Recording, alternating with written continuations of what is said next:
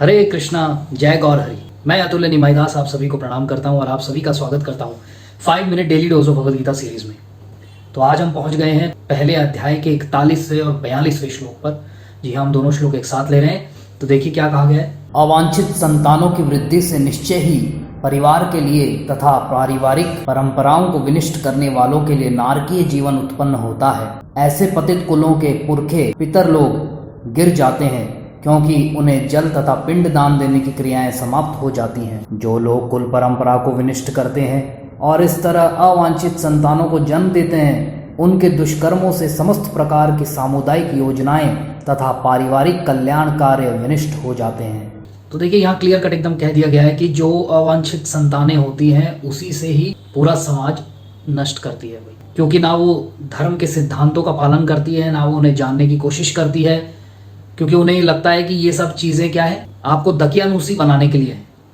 पुराने ख्यालात हैं, ये पुरानी बातें, यार पुरानी बातें क्यों करते हो, आज का नया जमाना है, नई बातें करो। तो वो शास्त्रों की बातों को पुरानी बातें मानकर, या ये पहले हुआ करता था अब नहीं होता, ऐसी बातें करके उसको खत्म करने का प्रयास करती है। आज से 100-150 साल पहले तक तो लोगों में, उनको पता होता था कि उनमें किस पर्टिकुलर गुण के साथ पैदा हुए हैं, क्या क्वालिटी है उनमें, ब्राह्मण की क्वालिटी है, क्षत्रिय की है, वैश्य की है या शूद्र की है, चारों में से कौन सी क्वालिटी है, उसी के हिसाब से वो कार्य करते थे। परंतु आज की डेट में तो किसी को पता ही नहीं है कि करना क्या है। देख लीजिए आपके सामने ही आज का नई जनरेशन भी आ रही है, they do not know what to do, उन्हें क्या करना है नहीं पता। हमें, हमारे जनरेशन में ऐसे बहुत सारे लोग हैं जो पजल्ड हैं, उन्हें ये नहीं पता कि करना क्या है लाइफ के अंदर, और हर समय टेंशन, हर समय। तो यही कह रहे हैं अर्जुन महाराज कि नारकीय जीवन हो जाता है ऐसा, हेलिश लाइफ।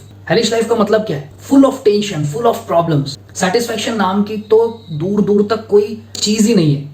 सेटिस्फेक्शन की बात करो तो लोग कहते हैं अरे यार तुम क्या सेटिस्फेक्शन की बात करते हो, सेटिस्फाई हो जाएंगे तो डेवलपमेंट कैसे होगा, प्रोग्रेस कैसे होगी लाइफ के अंदर। हमारे गुरुजी कहते हैं कि जो व्यक्ति लाइफ में सेटिस्फाई होता है वो ही एक्चुअली में ग्रो करता है। He is satisfied with the result, not with the effort. Satisfaction की जब भी बात करते हैं तो लोग अपने आप को एफर्ट से सेटिस्फाई सोचते हैं कि हाँ बस इतना ही करना है। नहीं, एफर्ट आप करते रहिए, परंतु उससे क्या रिजल्ट मिल रहा है उससे आपको सेटिस्फाई रहना होगा। और आज की डेट में बिल्कुल उल्टा है, लोग एफर्ट करना नहीं चाहते पर रिजल्ट खूब चाहते हैं कि मैं एफर्ट करूं 10 और मुझे रिजल्ट मिले 1000, 5000, 10,000। तो ऐसा तो पॉसिबल है नहीं। असंतोषी जीवन तो नारकीय जीवन के बराबर है। गुरुजी बताते हैं कि जो व्यक्ति लाइफ में सेटिस्फाई नहीं है उसकी लाइफ तो वैसे ही नरकीय है, हेलिश लाइफ है, क्योंकि हर समय वो टेंशन में, चाहे कितना भी पैसा हो, चाहे कितनी भी सक्सेस हो, कोई मतलब ही नहीं इन बातों का। क्योंकि धन तो संतोष को कहा गया है शास्त्रों में। पुराने लोग कहते थे कि संतोष धन, कि असली धन क्या है? संतोष। Satisfaction is the real wealth. तो अर्जुन महाराज क्या कर रहे हैं कि अलग अलग रीजंस दे रहे हैं उन्हें ना मारने का, कि देखिए ये हो जाएगा, ऐसा हो जाएगा, वैसा हो जाएगा। पुरुषों, अगर समस्त पुरुषों को हमने खत्म कर दिया तो औरतें बेचारी विधवा हो जाएगी, औरतें अकेली हो जाएगी, उनको कोई प्रोटेक्ट करने वाला नहीं होगा, उनको कोई सिक्योरिटी देने वाला नहीं होगा, तो औरतें दूषित हो जाएगी। देखिए, तो फैमिली ट्रेडिशंस इसी तरीके से बिगड़ते हैं। गुरुजी बताते हैं कि जब वो छोटे थे, चाहे वो कहीं भी खेल रहे हो शाम को, पर शाम होते ही, संध्या होते ही उनको घर पे आना ही पड़ता था तुलसी पूजा के लिए।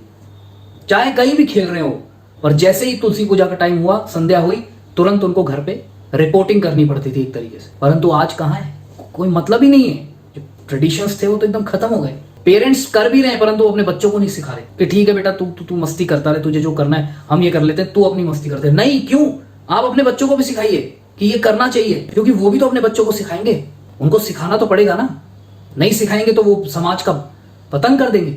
और स्त्रियों का बहुत बड़ा हाथ है एक अच्छी परिवार को पालना। सिर्फ पुरुषों की बराबरी करने के चक्कर में परिवार नष्ट होते जा रहे हैं। होम मैनेजमेंट, घर संभालना, बच्चों को अच्छी परवरिश देना, उनको एक जीवन का आधार देना, आध्यात्मिक ज्ञान प्रदान करना, क्या ये छोटी मोटी चीज है? नहीं, ये बहुत बड़ी जिम्मेदारी है। यही वैदिक सिविलाइजेशन है जो हमें फॉलो करनी चाहिए, पर हम नहीं कर रहे। इसलिए समाज का पतन होते ही जा रहा है, रुकने का नाम ही नहीं ले रहा। और हर व्यक्ति 4 कामों में लगा है बस: आहार, निद्रा, भय, मैथुनम। Eating, sleeping, mating and defending. वही जानवर वाले कार्यों में लगे। तो प्रश्न उठता है कि प्रभु जी करें क्या फिर, क्या क्या फॉलो करें, कैसे कैसे? अब तो पॉसिबल ही नहीं है, अब तो टाइम ही नहीं है इतना। तो बड़ा सिंपल है, प्रभुपाद जी बता रहे हैं, श्रीमद् भागवतम का रेफरेंस देते हुए समझा रहे हैं कि क्या करो, एक काम करो बस, भगवान कृष्ण के शरणागत हो जाओ। श्लोक देखिए, मैं आपको पढ़ के सुनाता हूं। देखिए क्या कहा गया श्लोक में। यह है प्रभु जी 11वां स्कंद 5वां अध्याय और 41वां श्लोक। देखिए क्या कहा गया है, जो पुरुष अन्य समस्त कर्तव्यों को त्याग कर मुक्ति के दाता मुकुंद के चरण कमलों की शरण ग्रहण करता है। मुकुंद एक नाम किसका है? भगवान कृष्ण का। उनकी चरण कमलों की शरण ग्रहण करता है और इस पथ पर गंभीरता पूर्वक चलता है, सीरियसली, नॉन सीरियस नहीं, अपने मन मर्जी से जो करना है कर रहे हैं, बस चल रही है गाड़ी ऐसे ही नहीं, सीरियसली, वह देवताओं, मुनियों, सामान्य जीवों, स्वजनों, मनुष्यों या पितरों के प्रति अपने कर्तव्य या ऋण से मुक्त हो जाता है। लोग सोचते हैं सिर्फ घर वालों का ही एक वो है, ऋण है हम पे कि हमारे माता पिता हैं, उन्होंने हमको जन्म दिया है तो हमको उनकी सेवा करनी है, वो ठीक है, परंतु यही एक ऋण नहीं है। देवताओं का भी ऋण है हम पे। वायु देवता वायु देते हैं, सांस लेते हैं हम। जल देवता, अग्नि देवता, कितने सारे देव हैं, उनका तो ऋण भूल ही गए। धरती माता का तो ऋण भूल ही गए। पितरों का, स्वजनों का, इन सबका ऋण बनता है हम पे। तो क्या कह रहे हैं श्रीमद् भागवतम के अंदर, श्री भगवान की सेवा करने से ऐसे दायित्व तो अपने आप पूरे हो जाते हैं। भगवान की सेवा करने से, सेवा का एक ही मतलब है आज्ञा का पालन, और वो आज्ञा क्या है वो इस किताब में बताई गई है। इसमें जो दी हुई आज्ञा उसका पालन करो, सारी चीजें अपने आप सॉल्व हो जाएंगी, सारे ऋण अपने आप चुक जाएंगे, टेंशन लेने की कोई जरूरत ही नहीं। तो यही कह के मैं विराम लूंगा। आप सभी का बहुत बहुत धन्यवाद, आप इन वीडियोस को सुन रहे हैं। और अगर आपने अभी तक 14 घंटे का वीडियो नहीं सुना है तो प्लीज उसे सुन लीजिए, डिस्क्रिप्शन में लिंक दिया हुआ है। फेसबुक पेज को लाइक कर दीजिए, यूट्यूब चैनल को सब्सक्राइब कर दीजिए, बेल आइकन के साथ इन वीडियोस को ज्यादा से ज्यादा शेयर कीजिए। Thank you very much. Hare Krishna, जय गौर हरि।